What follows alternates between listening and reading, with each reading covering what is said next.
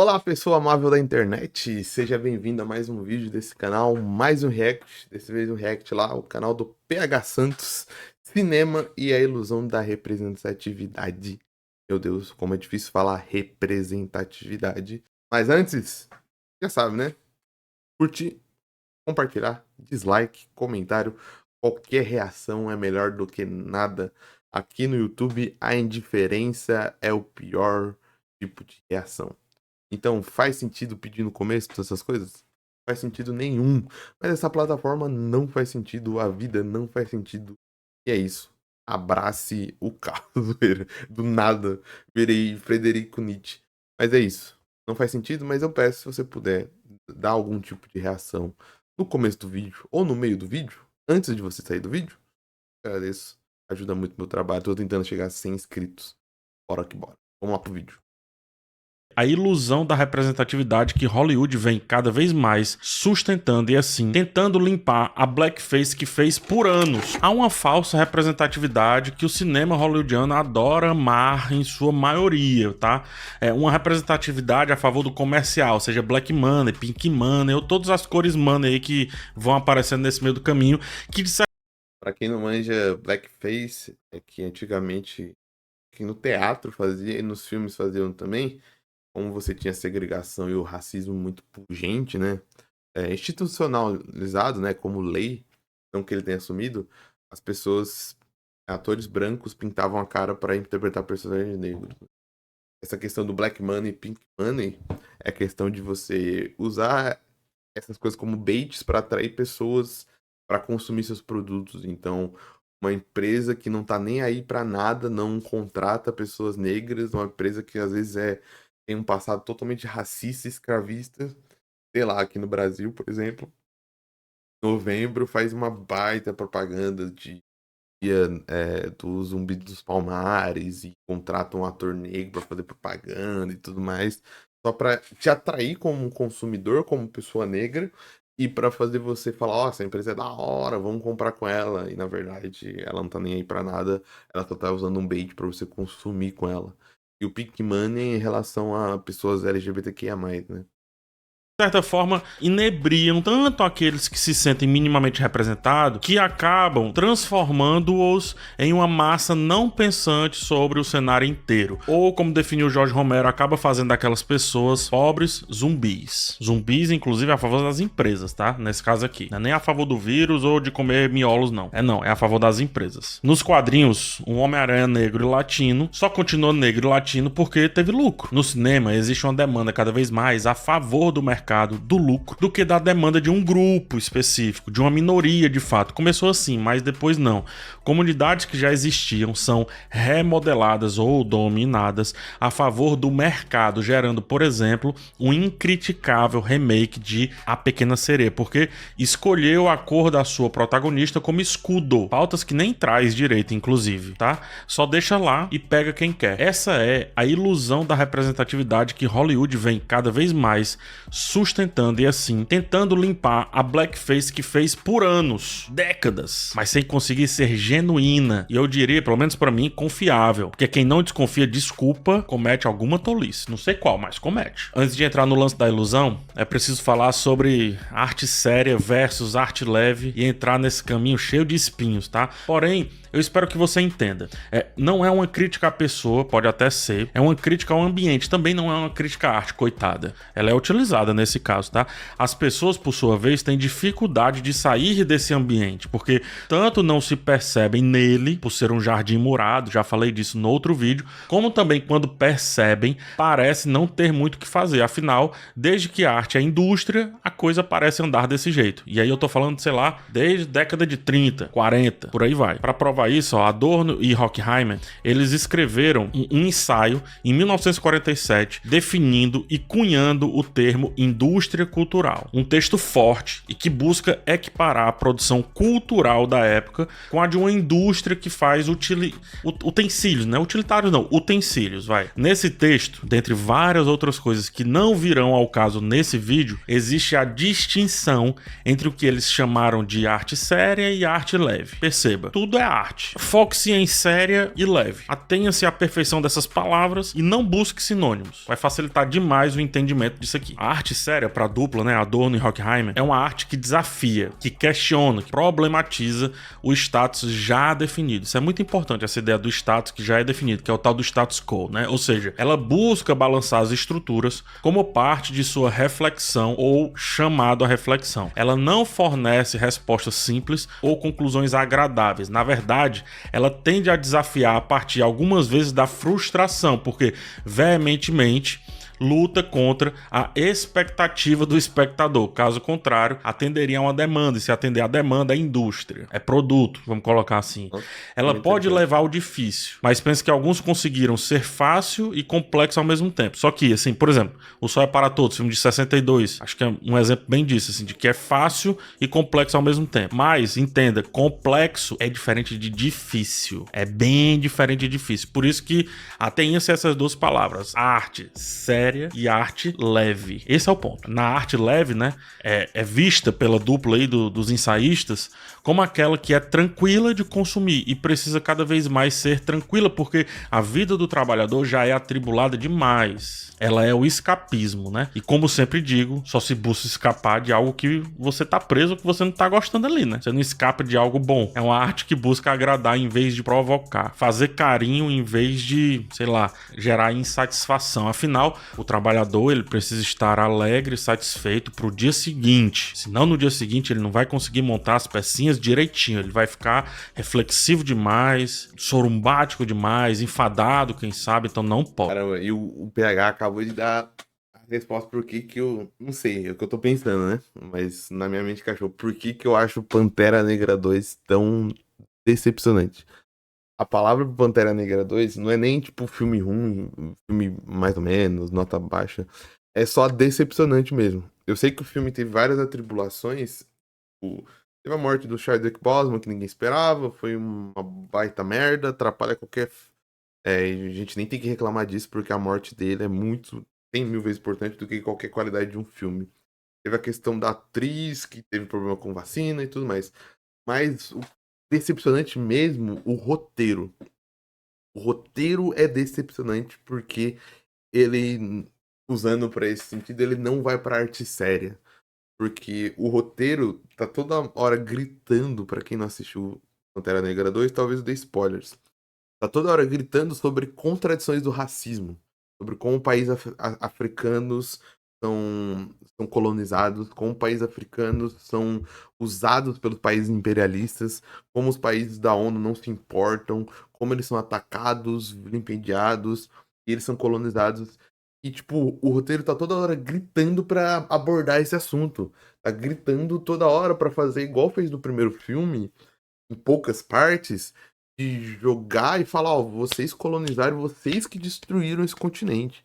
A culpa de muitas das mazelas que a gente sofre é culpa de vocês. Tá toda hora gritando, sabe? Igual o Michael B. Jordan, no personagem deles, o Killmonger, quando ele vira pra moça lá do museu e fala pra ela, né? E você acha que isso aqui vocês roubaram da onde, sabe? O roteiro tá toda hora, tipo... tipo, o gol tá aberto e é só bater lá pra frente, mas eles não chutam. Eles preferem ficar na arte fácil, assim, e não criar essa contradição, e não jogar essa culpa não, essa pulga na orelha de quem tá assistindo. Porque ele tá lá, o gol tá aberto, ele tá mostrando, essa contradição tá sendo pedida pra ser trabalhada, e eles decidem ir pra... subtextos e preferem, no final, arranjar um filho pro Pantera Negra, fazer toda uma virada bonitinha, sem refletir sobre isso, sem ir profundamente sobre essa contradição que tá gritante no filme ali, né? Na visão deles, a arte leve é fabricada pela indústria cultural para ser vendida em massa para o público cada vez mais no local onde eles já estão, e assim ela mais reforça do que questiona os status. Sabe como ter um olhar gentil?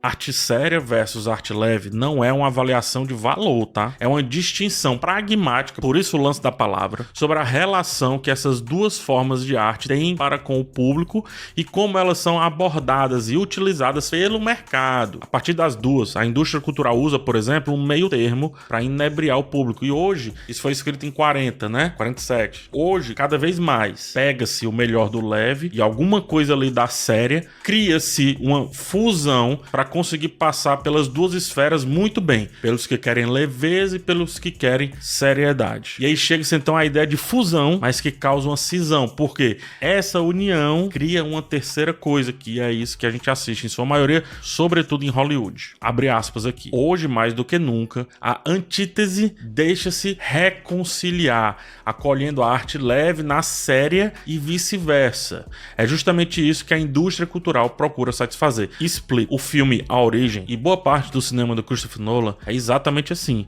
Apresenta conceitos complexos e filosóficos super válidos, como a natureza da realidade, da percepção, que são típicos aí de uma arte séria, vamos colocar dessa maneira, mas ao mesmo tempo também é cheio de ação, de sequências escalafobéticas, efeitos especiais impressionantes e parte de uma premissa super popular, o dormir, o sonho, coisa que todo mundo faz, né? E a explicação fantasiosa de várias curiosidades sobre esses dois pontos, né? Que é, por exemplo, sei lá, o déjà vu, o acordar repentino ao subir escada dentro do sonho, o sonho que se repete, por aí vai.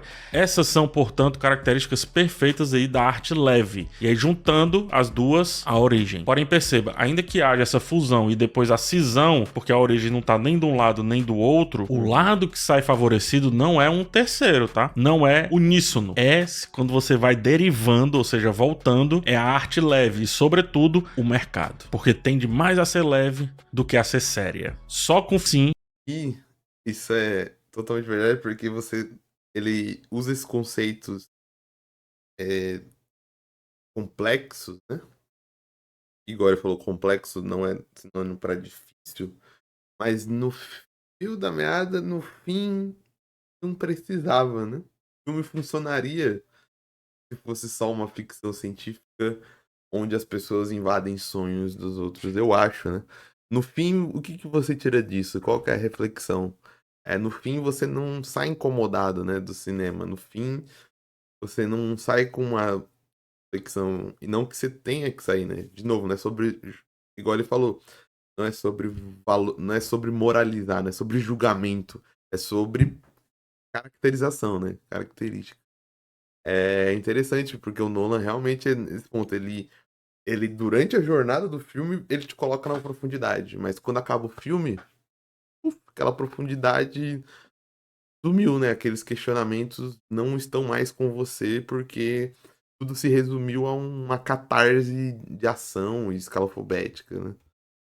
O Nolan conseguiu pular, né, o muro do tal Jardim Murado e hoje é um dos mestres aí, uma das rosas mais cheirosas dele quando a gente pensa em Hollywood. Então, assim como disse Adorno e Horkheimer, seria, a meu ver, uma forma de enganar o espectador, comprador nesse caso, que olha para a arte leve com seriedade. Seria uma busca pelo meio termo que leva a um novo inteiro que favorece ao mercado. PH, onde é que tá a pequena sereia nisso? Tenha nervo, chego já. É preciso, por parte do analista, crítico, resenhista, ensaísta, enfim, quer que seja, achar então o meio termo do meio termo. Muitas vezes separar o discurso da discussão, atacar o problema de dentro como um agente infiltrado. Afinal, o público está lá. Então como é que eu vou falar com essa galera? Como é que eu vou gritar para os da sala sem estar na sala? Se é uma sala que não tem nem janela. O problema é se inebriar demais pela facilidade desse leve. Em outras palavras, é o analista encher os olhos da ação e não discutir tanto quanto aquilo mereceria uma discussão,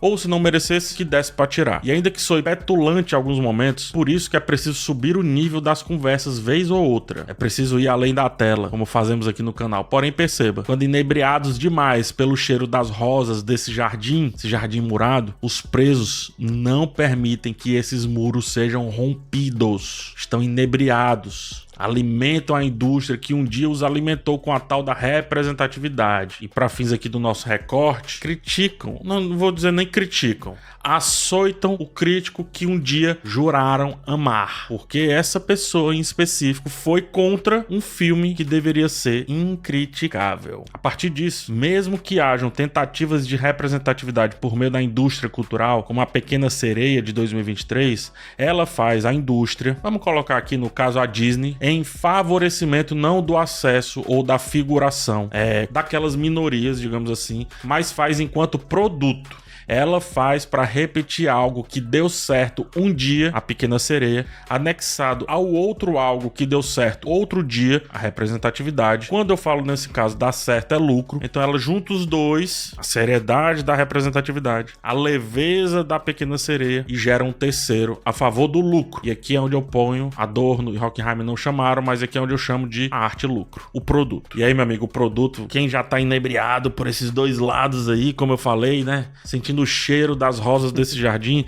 essa pessoa vai defender esse produto como quem defende um iPhone porque estava numa fila para comprar, sei lá, a nova versão ou a versão mais legal que a Apple lançou. Muitas representações, sendo assim, elas são feitas pois há demanda para tal, e assim vale a pena representar. Porém, parte dessa demanda é alimentada veementemente por dois lados de uma moeda caríssima. Isso aqui é que é o grande ponto. Presta atenção no que estão fazendo. Depois que a Disney representa uma minoria e faz isso mesmo que seja de maneira frívola, sem de fato discutir aquilo dali que está sendo representado, um lado da moeda busca fortemente defender, o que é mais sensato do que certo, e o outro lado se levanta da mesma forma, indo evidentemente contra. Porém, ambos funcionam para a área da indústria, que é a mais eficiente de todas e também a mais asquerosa, o marketing, o mais puro marketing. Por isso, engajamento para Disney não é igual se fala sobre YouTube, essas coisas. Se você. A melhor coisa. Acho que até zoei na entrada desse vídeo no outro, né? A pior coisa na internet é a indiferença. No marketing é a indiferença. A pior coisa é algo que não gera impressão. A pior coisa no YouTube, na publicidade, é algo que não gere impressões, não gerem algum tipo de emoção. Então, se você não quer engajar alguma coisa, só ignora. Se você deu comentário, se você deu retweet, se você deu dislike, já era. Ah, mas eu dei dislike. Você teve engajamento. Então, a Disney, ela lucra com os dois lados. Ela lucra com as pessoas que se sentem representadas, sentem órfãos de uma representatividade, vão atrás de consumir esse produto porque é a única coisa que tem. E se a gente olhar para todos os outros blockbusters, para todos os outros thrillers, para todos os outros filmes, não tem essa representatividade, ela também lucra com as pessoas que estão fazendo discurso virulento, que estão falando contra isso, estão até em alguns momentos fazendo discursos supremacistas. Basicamente, indiretamente, a Disney lucra até com o racismo que a própria representatividade ilusória que ela criou, cria. Porque toda essa questão da Pequena Sereia gera um ressentimento e alimenta o ressentimento de várias pessoas, e a Disney tá lucrando com isso também.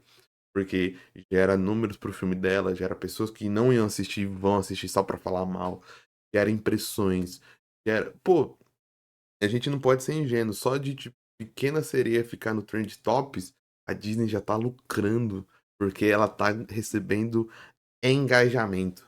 Elas estão engajando no produto dela. Mais pessoas vão saber do produto e antes não saberiam. Antes, muitas pessoas...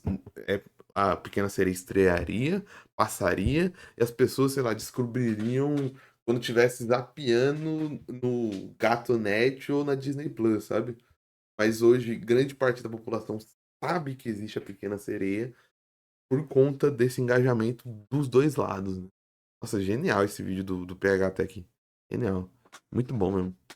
Vivemos veementemente uma ilusão da representatividade, porque iludidos estamos de estarmos representados quando na verdade estamos sendo usados. Abre aspas. Uma vez que a encarnação de todas as tendências da indústria cultural na carne e no sangue do público se faz mediante o processo social inteiro, a sobrevivência do mercado nesse setor opera no sentido de intensificar aquelas tendências, ou seja, a tendência é brigar, polarizar, vamos utilizar isso, vamos intensificar essa tendência, mesmo que a gente finja que tá fazendo algo para o bem de todos. É mais sobre propaganda do que qualquer outra coisa. E assim,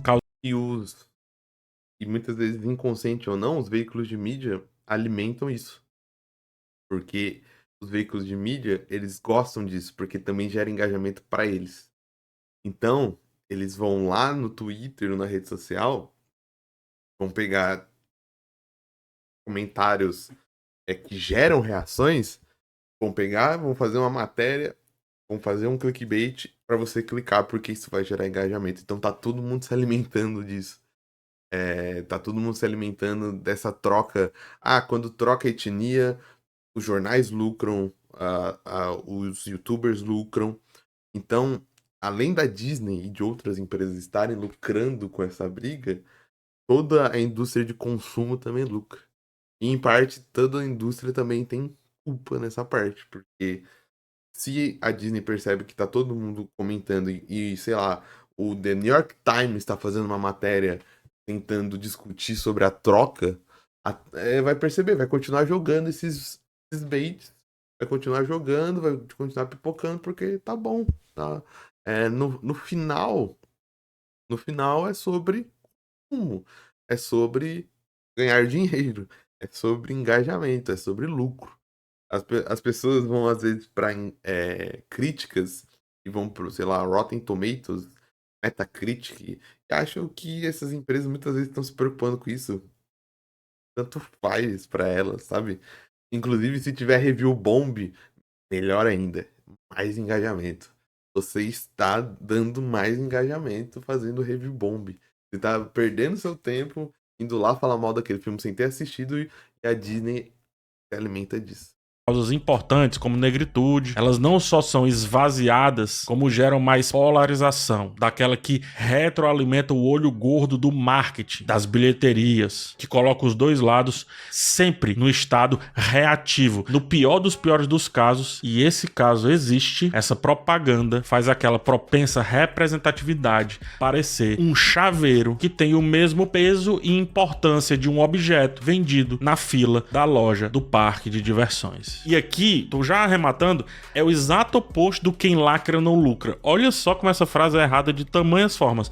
Na verdade, quem lacra lucra e lucra demais, até que não lucre mais e não faça mais sentido lacrar. De certa forma, tudo é a favor do divertimento fácil que leva ao lucro. Passa por negritude ou outros assuntos, é só um caminho que vai ser ou não sei, substituído quando parar de lucrar. As reações bonitas e genuínas da menina e do menino são usados como marketing do produto a ser vendido de tal forma que a empresa lucre para além do lucro artístico, da tal art level, ou seja, para além do filme. O que começa com escapismo conclui-se na prisão do capital, porque se você não tem o dinheiro suficiente para a obtenção daquele produto, apenas o filme não mais parecerá o suficiente para a sua diversão, para o seu sentimento de pertencimento. É preciso a camiseta, o tênis, o produto de beleza, o boneco, a escova de dente com o negócio do Homem-Aranha e, sobretudo, a defesa visceral da parte para a manutenção desse cenário. Em resumo,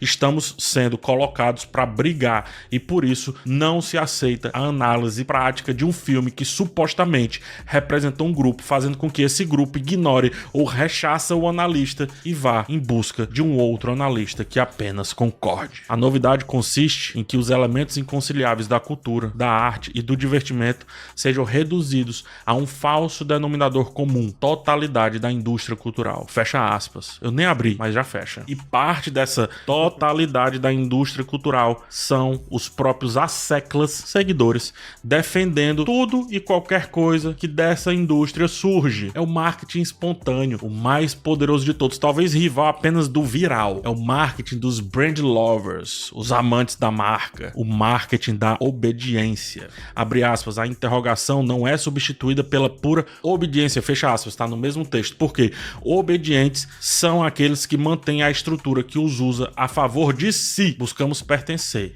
e, diante desse ato genuíno de viver em sociedade, conseguem captar isso para transformar o pertencer na tal obediência, uma prisão cultural, prisão de ideias, ou pior do que prisão, uma divisão onde dentro da bolha, dentro do meu lado A, só pode entrar ou permanecer quem aplaude tudo o que a banda tocar. Um dia você foi acorde, hoje você é apenas ouvido e, se possível, punhos a favor de uma grande corporação. É mais prisão do que a própria prisão, porque o uniforme nesse caso não foi nem ganho, foi comprado, mas deve ser vestido com a mesma veemência, do mesmo jeito que um condenado veste o seu uniforme ganho.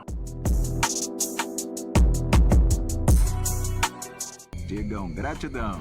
Abre aspas de novo. O seu poder sobre os consumidores é mediado pela diversão que, afinal, é eliminada não por um mero diktat, mas sim pela hostilidade, inerente ao próprio princípio do divertimento, diante de tudo que poderia ser mais do que divertimento. Fecha aspas. A hostilidade, que é falado aí nesse momento, é uma resistência ou rejeição da indústria, mas também, e aqui eu trago para o hoje, dos seguidores dessa indústria. É uma rejeição, é uma hostilidade que cria os dois lados de uma moeda e também a moeda em si, entendendo tudo como lucro. Seguidores que agora mais se colocam numa rinha de redes sociais do que no parar e pensar. Aí você pergunta, pensar no que então, PH? Vai? Pensar se essa representação era realmente a que você deveria ter tido, ou se você foi só um chaveiro, ou se a sua causa foi utilizada para vender boneco.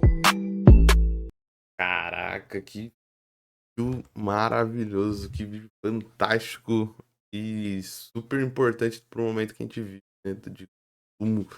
Caramba, eu tô até sem palavras. Eu não tenho o que falar. Não...